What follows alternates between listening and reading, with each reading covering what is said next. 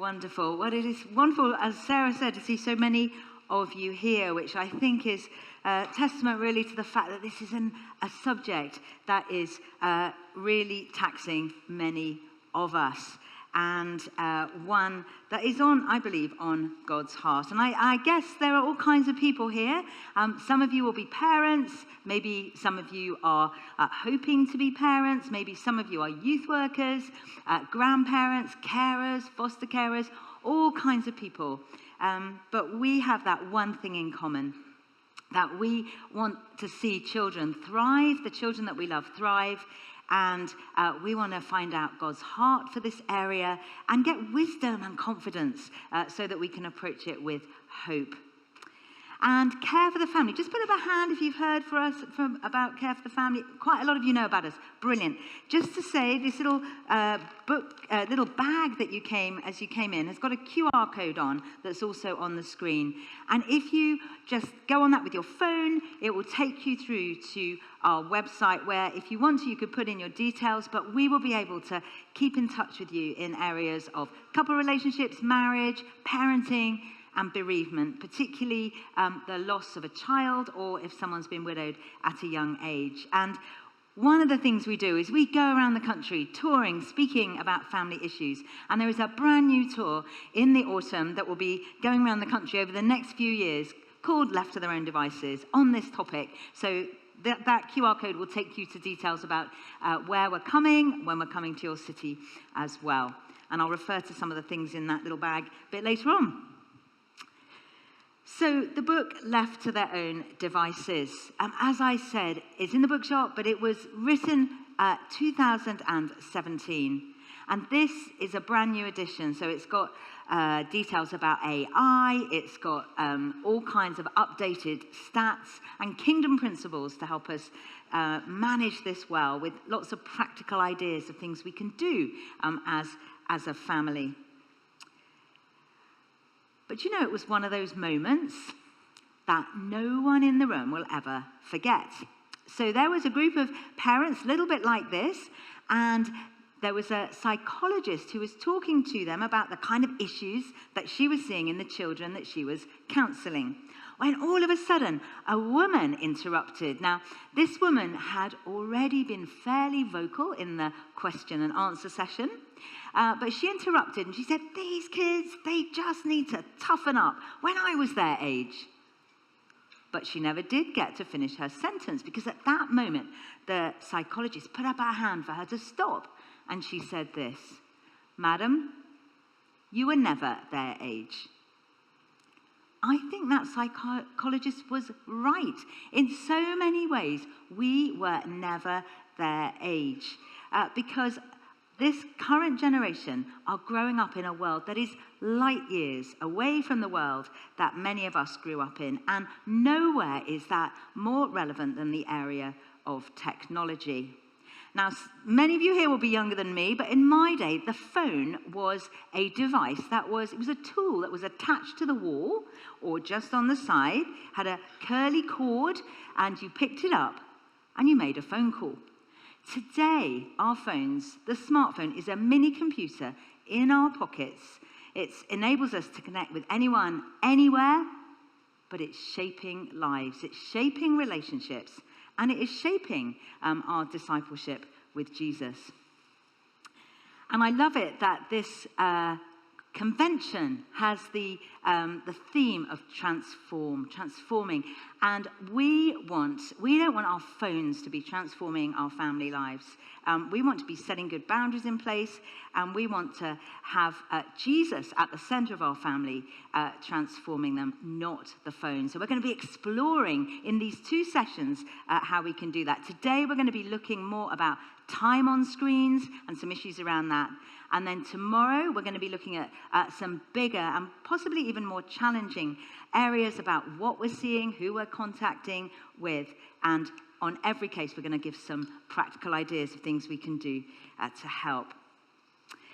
But let's just ground this in scripture, because I love this little verse in the book of Chronicles, Chronicles 12:22. And this goes back, Chronicles 12:32. So Ezra is writing. He is listing the people that have come to fight for King David against Saul. So verse 23 says this: "These are the numbers of the men armed for battle who came to David at Hebron to turn Saul's kingdom over to him, as the Lord had said." And then we jump to verse 32, where we read of the men of Issachar who knew the times and knew what Israel should do. They knew the times, they knew the cultural moment that they were in, and they knew what to do. And that is exactly what we need to know today. We need to know the cultural times. We need to know the information. We need to know what's going on.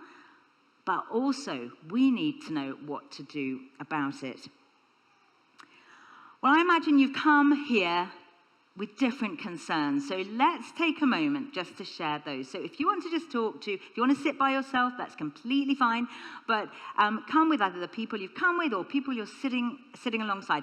And I'm just going to give you a few minutes to talk about what are your concerns in this area. What is the reason that you've come this morning? Give you a few minutes to do that, and then we'll come back together.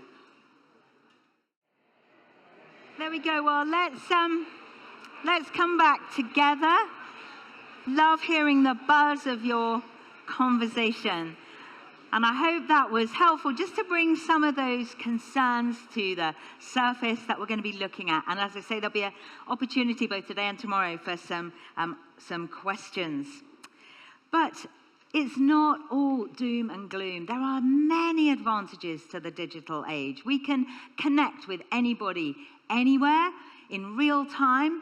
Someone can look up the date of the Battle of Hastings for their history homework, the score of the Lionesses in penalty time. They can connect with people all around the world, connect with family and friends. Lots of advantages for those who have children with additional need. And if that's you, we have a lot of support at Kef the Family for those families. But there's some huge advantages there. And just to say, I'm going to be talking about principles today.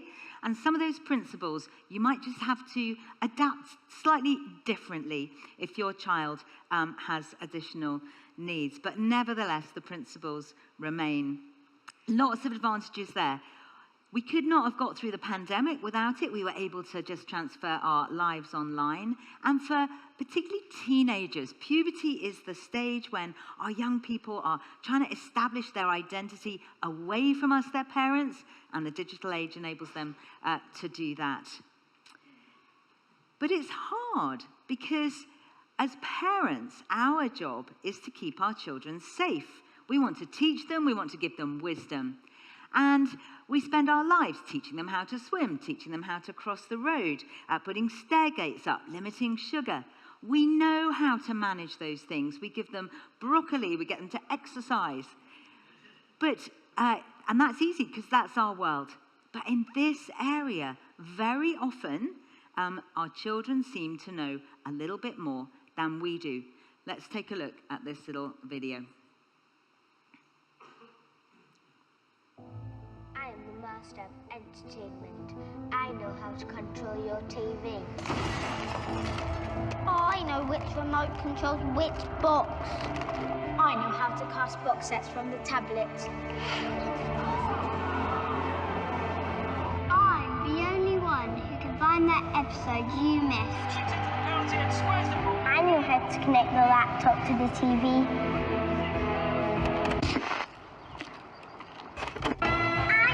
Season 2 isn't in the same place as Season 3. And I've done a show on this and also on next.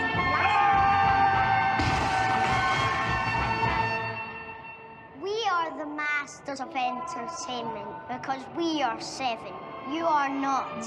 You need help. Isn't that great? We are 7, you are not, and you need help. I think so often we feel like that. It used to be the case that people were divided into 2 categories according to how we use technology. There were the digital visitors who visited online to do a task and then came off. So you do your Sainsbury's order and come off, and then you connect for look out for a holiday and come off. It was a tool. And then there were the digital residents who live their life online. They don't really know the difference between online and offline. It's all life. And it used to be that most parents were the visitors, most young people and children were the residents. I think that's changed since the pandemic. The lines have blurred. We've all had to upskill. But nevertheless, our children generally know a little bit more than we do. So let's look now at some of the challenges. And the main one we're going to look at today is time on screens.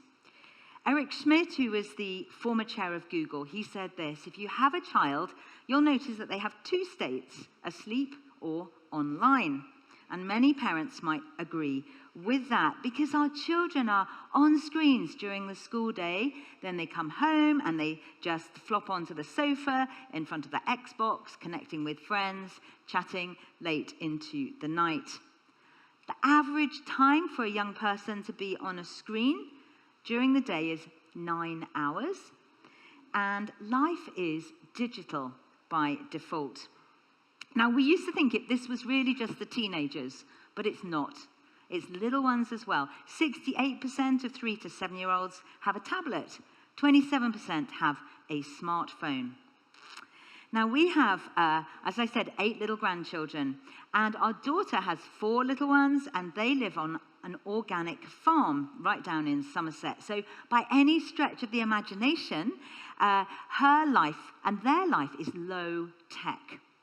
Well, a while ago, Tabitha, who is 3, had done something naughty, and she had to sit on the thinking step. It used to be called the naughty step. It's now the thinking step. And she had to be on this step for 3 minutes because she was 3. So my daughter Charlotte gave her her phone, and she said, and she set it so she could see how long 3 minutes was. And she gave it to her, and she said, now just look at that little dial, and when it reaches the end, you'll know 3 minutes is up. It will seem a long time, but that little bottom has to stay on that step for that amount of time. So my daughter went back into the kitchen. At the same time, my husband is a lawyer, and he is in Bristol in his office doing legal things. And his phone goes, and he thinks, my daughter. He says, hi, Charlotte. Little voice, hi, Grandpa. And little Tabitha, age 3, was just catching up on some calls while doing time out. Now, I actually think what it was, because how did she do that? We think she saw his photo, with next to the number and pressed it because she recognized it. But it was a funny and quite a sobering moment. So whether it's your 3-year-old who is having a tantrum because they've told screen time's over, or your teenager and you think they need to have their phone surgically removed from their hand or their AirPods from their ears, time on screens affects us all. Just listen to these teenagers. These are some teenagers that we interviewed about their phone use. Let's listen to this.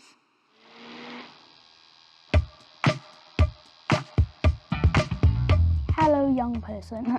Your mission, if you choose to accept it, is to answer the below quiz about your phone and tech use. We want you to answer the questions as honestly as possible. Are you ready? Yeah. Let's go. What do you spend most time doing on your phone? TikTok, because it's pretty much the only thing that entertains me and makes me laugh. I spend most of my time on Snapchat. I have an app called Discord. I'm mostly on the phone to my friends or on TikTok or something. Probably scrolling on TikTok. Yeah, watching TikTok as well, playing a bit of games. It can be very addicting. How long do you spend on your phone a day? Probably about 3 to 4 hours a day. 4 to 6 hours.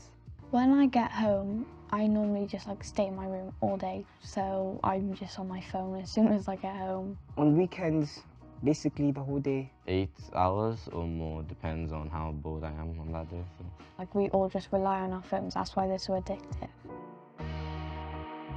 I say I'm very addictive. I think I'm addicted. I'm addicted to my phone. I'm a bit addicted. I'm addicted to my phone. Other than being addicted to my phone, I am more addicted to my PlayStation because If I just stop playing them, I feel like I'm going to lose all the progress and I'm going to fall behind in my game. So I think gaming's really addictive, so you can like easily like start in the morning and be like, oh, what's the time? Oh, 5 hours already. Like, you're not really gonna know.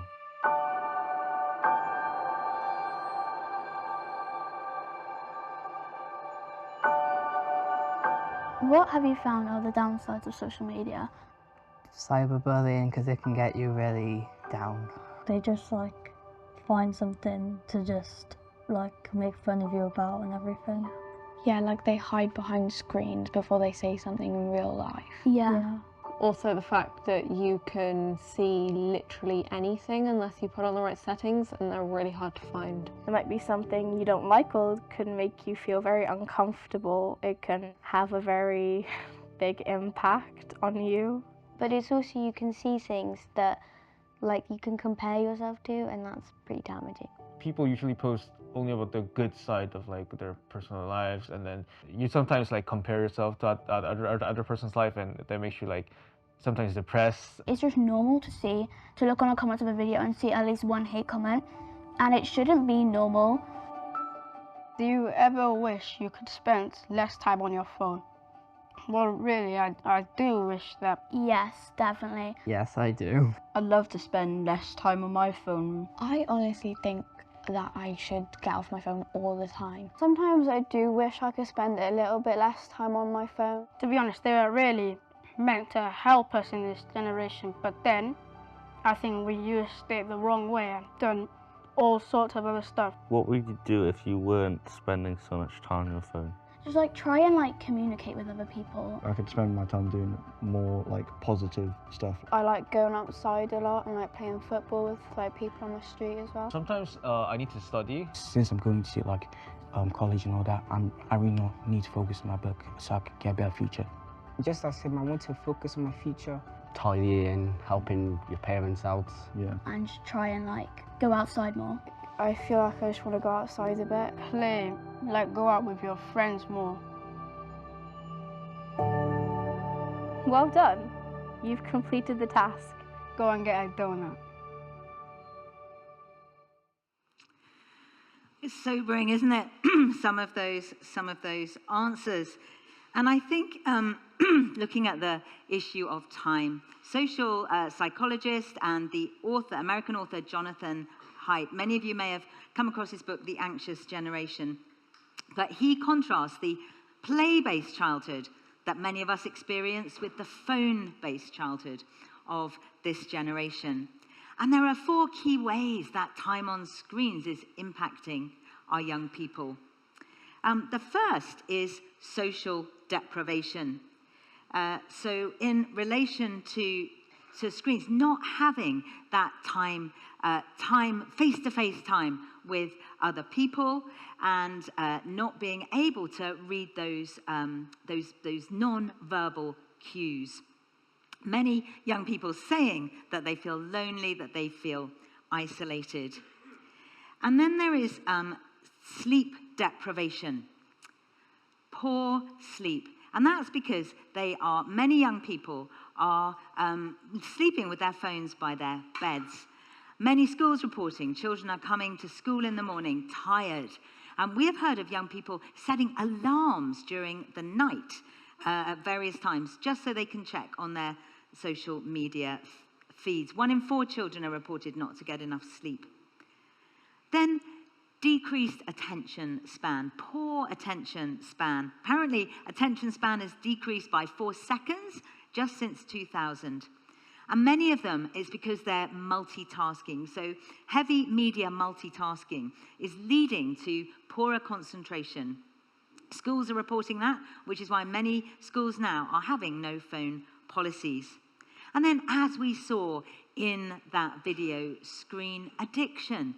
I thought it was so moving that many of those young people, they wanted to change. They felt they were addicted to their phones. They wanted to change, but they didn't know what to do about it. Now, why is it so hard? Well, it is because we are not on a level playing field. There are some big forces out there that mean that this is difficult. And the first one is something called the attention economy. the attention economy. The biggest commodity today is no longer gold or oil or precious metals, it's attention.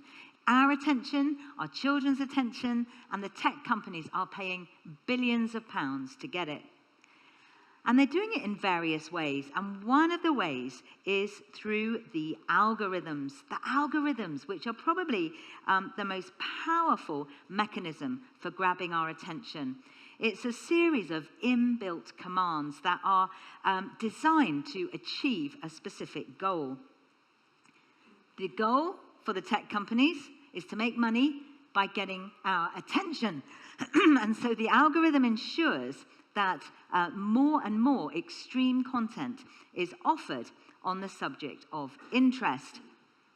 It can analyze what we're looking at and then tailor the content to fill our feeds. Now, I discovered this. I made the mistake of clicking on this link that was mascara tips and mistakes for women over 50. I slightly flatter myself on the age, but anyway, I clicked on this thing. I am now inundated with makeup tips for the older woman and wrinkle-saving mechanisms and all that sort of thing. And that's the algorithm. It's doing that. So if we fall for that, how much more our children? The algorithm plays into their need for approval and heightens comparison. So that's the algorithm. Second one is called the slot machine effect. So the most profitable part of any casino is the slot machine. And it is designed to draw us into the zone. So in our brains, the chemical dopamine is activated when we do something pleasurable. And what happens is if we do something pleasurable, this is activated, makes us feel good, so we want to go back for more. And the small, regular wins that are achieved when you pull the lever of a slot machine, that is exactly the same thing that happens in our brain when we go back to our phone to check if we've got a like or if we have any followers. It's the same trigger that keeps us at the roulette wheel, that keeps us eyeballing our screens. Small, regular wins, small, variable, regular wins, but the cost, instead of money, it's our time and it's our attention. Then our devices themselves, if you think about our phones, the way they're designed. So you have the infinite scroll, the pull to refresh, giving that constant content, the tick that changes color when somebody reads our message. The three little dots in the right-hand corner, Dan is typing. Think, oh, what is Dan saying? Draws us in. And those notifications that are designed to be that color red for a reason, to grab our attention. And then the whole area that was mentioned by those teenagers of gaming. We have many parents who are concerned about gaming. And just to say first off, it's not all bad. It's a new medium for storytelling, for adventure, and for creativity. But again, the way the games are designed are to draw us in to the next level and to grab our time and attention. The average amount of hours that someone will play gaming before 21 is 10,000. And 67% of people game alone. So it's not only creating screen time, but it's often in isolation. I read an Ofcom report that was looking into the gaming habits of 14-year-olds, and they interviewed somebody called Jack, who was 14. And Jack had been loving being out on his bike, but he broke his leg. So he had got into gaming in his bedroom. And his mother got very concerned about the fact that he was not appearing for family meals, seemed to be becoming more and more isolated. And she tried to get him to engage with family life, but to no avail. So she enlisted the grandmother to help. Always a good idea to get the grannies on board. And the granny said she would give Jack £500 if he came off the game and appeared for family meals. He said no. Can you imagine? Such was the draw of the game. Now, talking to young people, one of the things they often say, and it's just a little tip for parents, is that I can't just come off my game. They tell me that the food's ready. I'm going to let my team down. I'm going to lose my ratings. It's just not possible. And so just giving them a little bit of warning. You know, we're going to have food in half an hour. Do you really have time to start that game? Is a good question to ask. The World Health Organization actually has a recognized addiction called a gaming disorder. And if you are concerned about a child or a young person, definitely seek some help. Talk to your GP or a health professional. More likely, it's just a very annoying habit that's hard to manage in the home. To be an addiction, it has to be for over a year. It has to be to the detriment of family, friends, food, the whole of life. It's probably just that habit that we have to manage. But one thing just to say is gaming offers an escape. And it might be the symptom of something else, that there's something else going on in our young people's lives that they're trying to escape from. So worth having a think about that. So, gaming. And then we add to all of that the teenage brain.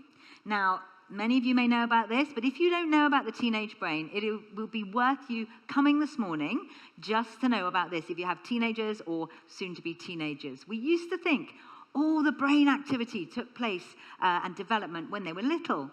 But since MRI scanning, we now know loads of development takes place in the teenage years. It's making the brain faster and more efficient. That's the good news. Bad news is the very last part of the brain to develop is this part at the front called the prefrontal cortex. This is the part of the brain that is responsible for making sensible long-term decisions. It's responsible for deferred gratification. It's the brakes. This is just not developed. So our young people use a different part of their brain. They use the amygdala, which is the seat of the emotions. They are literally thinking with their feelings, which is why they go cycling without a helmet, why they press send on that inappropriate selfie, why they stay gaming till 3 a.m. the night before their maths GCSE exam. They are a work in progress. This part of the brain is not yet developed. And that just helps us approach that a little bit easier. One mum said this. She said, when she discovered about the teenage brain, she said, it's such a relief because now I know not only is it not all my fault, it's not all his fault either. It is a perfect storm. If you think about that, the attention economy, the algorithms, the devices, the slot machine effect, gaming added to the teenage brain, no wonder this is difficult. So, what can we do about it? Well, first of all, we can be intentional. Be intentional. Interesting, many of the people that work in the tech industry are very strict about the amount of time that their children are allowed on screens because they know the addictive nature of it. But I would say it's not just quantity of time, because we use our screens for so many more things now. And so it's worth thinking again, what is it that they're using it for? Because not all screen time is the same. So are they doing their homework? Are they FaceTiming their aunt or uncle? Are they gaming? What are they using the screens for? Look at it like that, a little bit more granularly than just blanket screen time. And involve our young people in the discussion, in putting some boundaries in place. But if you do that, you'll need to draw up a chair for somebody else to join the conversation. That person is everybody else's parent, because you are here. Everyone else's parent allows them to take a smartphone to preschool. Everybody else's parent allows them to be on, watching 18 when they're 12 or whatever. We are the parents. We love them the most. It's our responsibility to put those boundaries in place according to our family values. It can be hard. It can be hard if we're different than the other family down the road, but it is worth taking a hit in the popularity stakes over this, because boundaries are about security. They're not just about discipline. And one thing to say on this as well, it is attention to manage. This is not the silver bullet. You're not going to put your boundaries in place and it's going to be fine forever, because children get older, technology develops. It's something we have to come back to time and time again. Tomorrow, I'm going to be talking in more detail about something called a family media agreement. Just a spoiler alert for you today, little leaflet in the bag about that, about how we set some of those boundaries. And we'll look at that in more detail tomorrow. But boundaries are important for our children's security. Solomon, nearly 3,000 years ago, the book of Proverbs, he did not have a smartphone, but he wrote this: above all else, guard your heart, for it is the wellspring of life. The things that we love and we pay attention to shape the people that we become. So the boundaries that we put in place enable us to decide the things that we want to be shaping our children's lives, rather than them and our phones shaping us. So that's be intentional.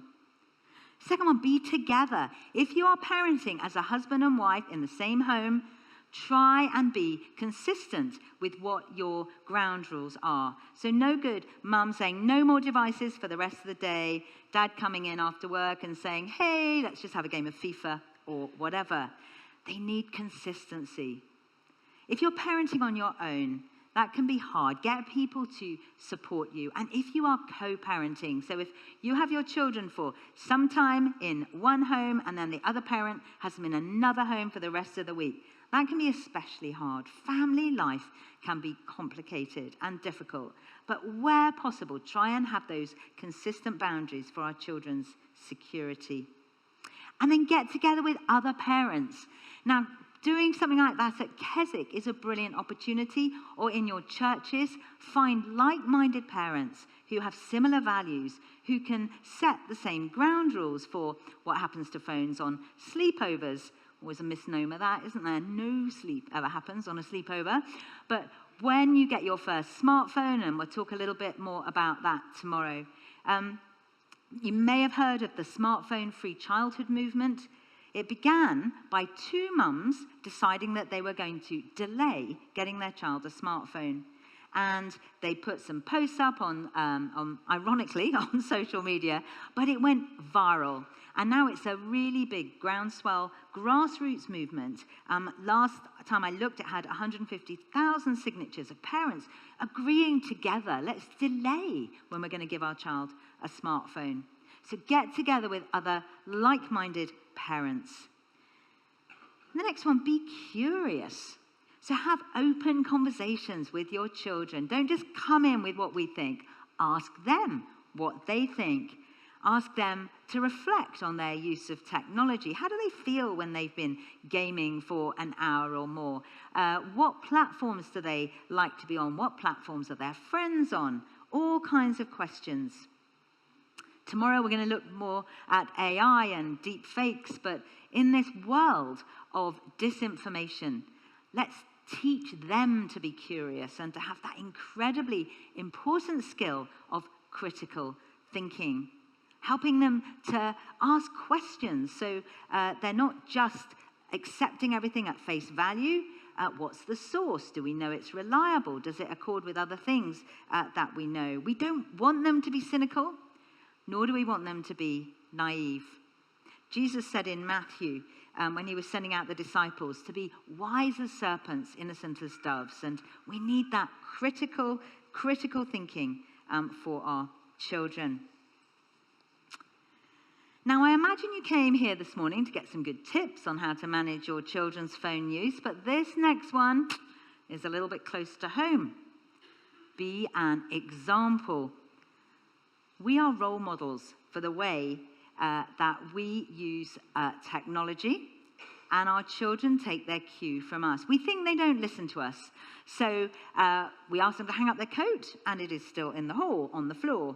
We ask them to clear up their bedroom, and we go in, and it's still got crisp packets and half-drunk mugs of tea. We think they don't listen. They don't miss a thing. Let's listen to what some younger children said about their parents' use of technology. We're going to be discussing our parents' phone usage. So first question, how often do your parents use their phones? Quite a lot. 24/7, easy. Once or twice an hour. 4 hours. Yeah, my dad uses his phone a lot more than my mum. What do you think they're doing on their phones, or do you know what they're doing on their phones? Probably just going on Instagram or something like that. Playing games, texting their friends, talking to her mum, playing chess. All I hear is of messages like. And my mum and daddy works really hard every single day. My dad's always on ChatGPT. My mum and dad always use their phone on the sofa, Oblivious to what's going on around them, just on their phone. My mum always likes to change her phone case because it keeps smashing.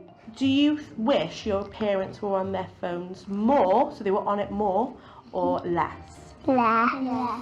Less. So we can do more things than just play on your phone.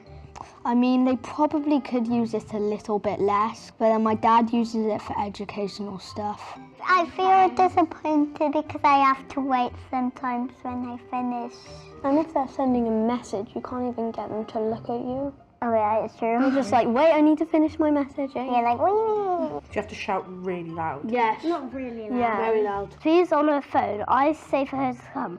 She says, I'm coming. 3 minutes later, she actually comes. Sometimes I speak over when she's talking to someone on the phone. Well, you're not supposed to do that sometimes.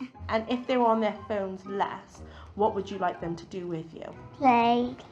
Take me to McDonald's. Fair.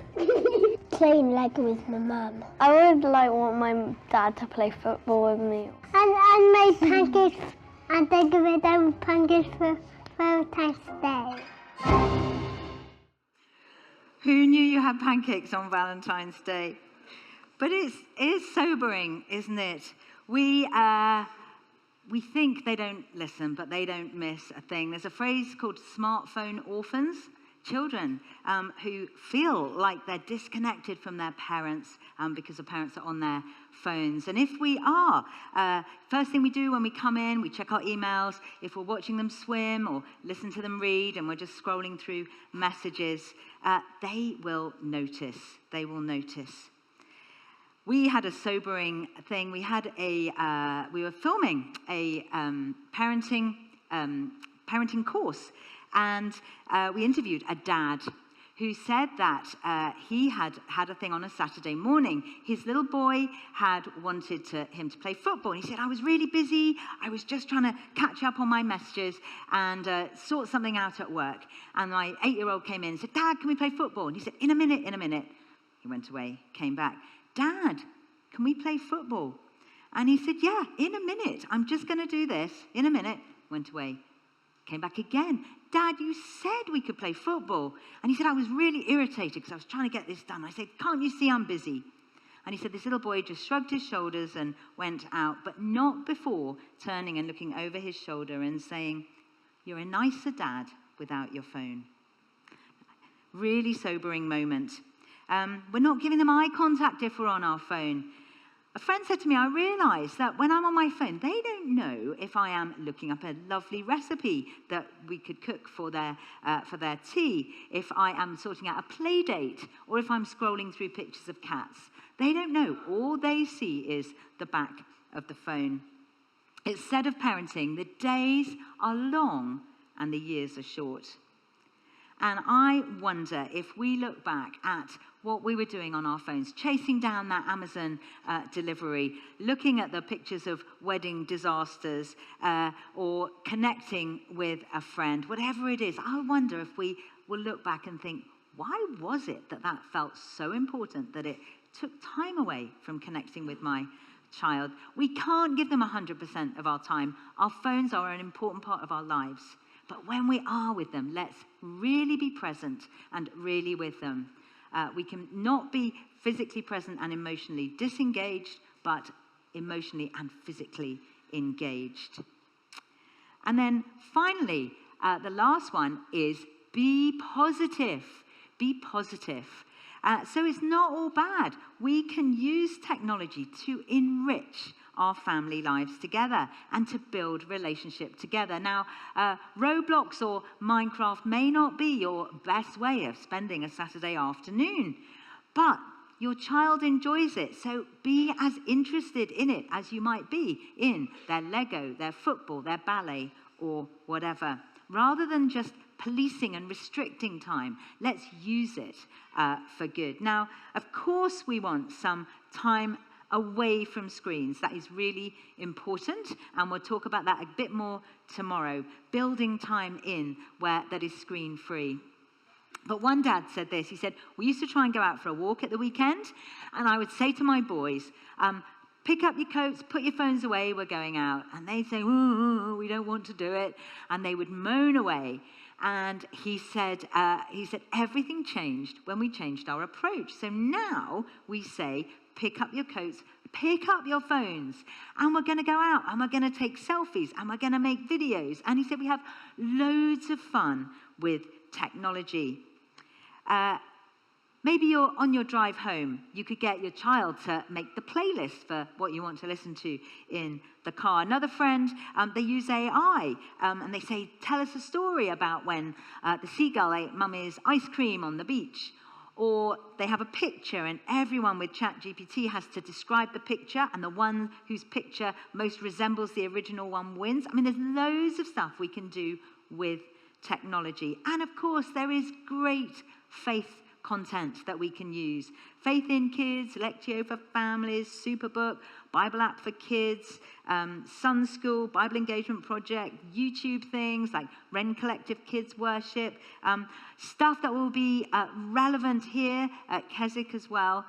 You choose what works for you and your family.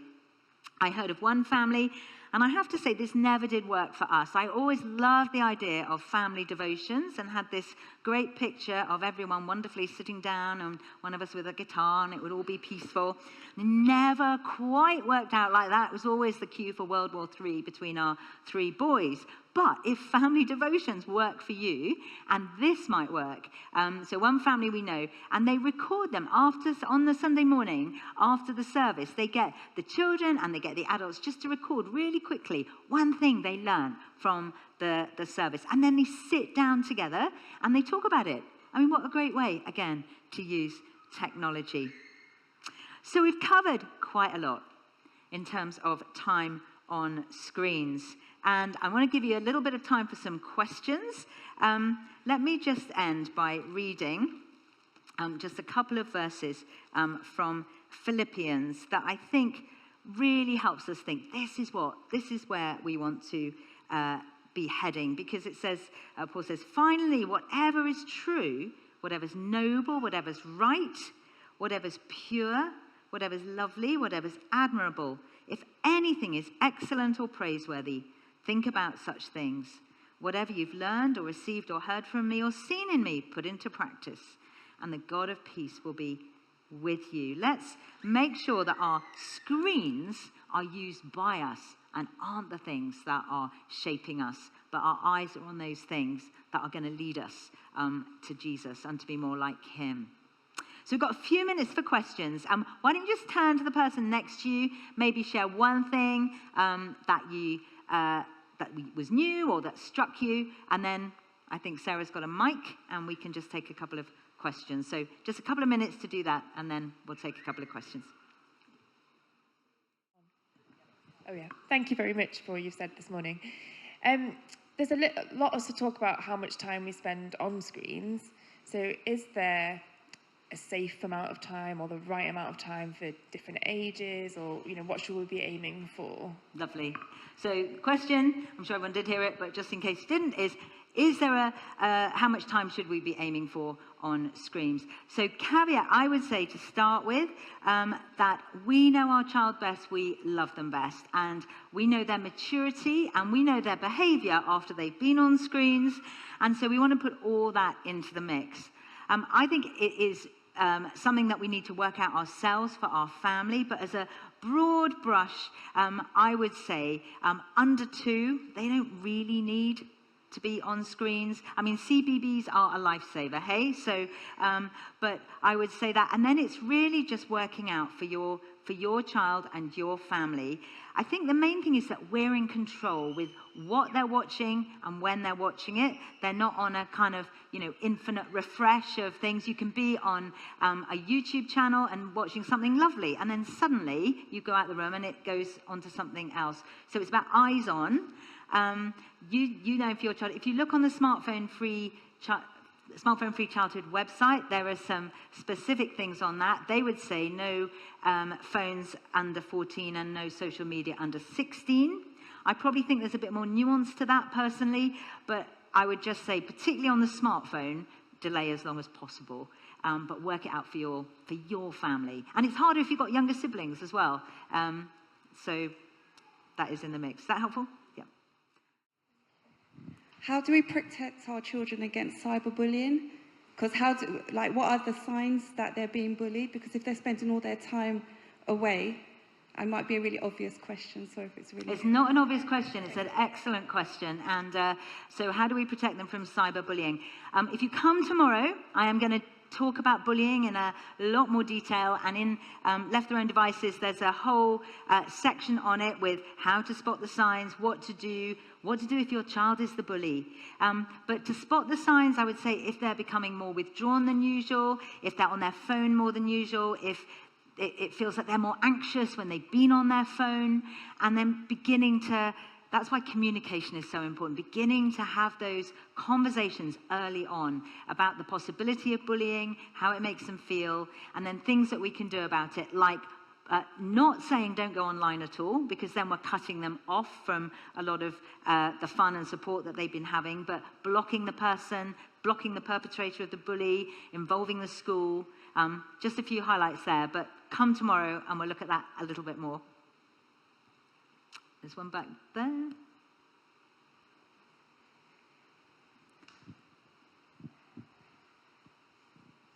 Hello.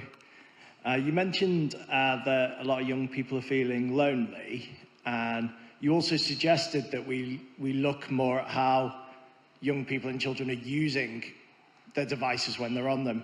And I just wondered if there's anything we could be encouraging that would help them to use things like social media to make more meaningful connections and avoid sort of more superficial kind of, if you see what I mean. Absolutely. So how can we help our children build more meaningful connections and have more life-giving content really from social media? So I think just asking that question is a brilliant first step for them. So what are you getting from social media? And having a look at the platforms that don't encourage comparison.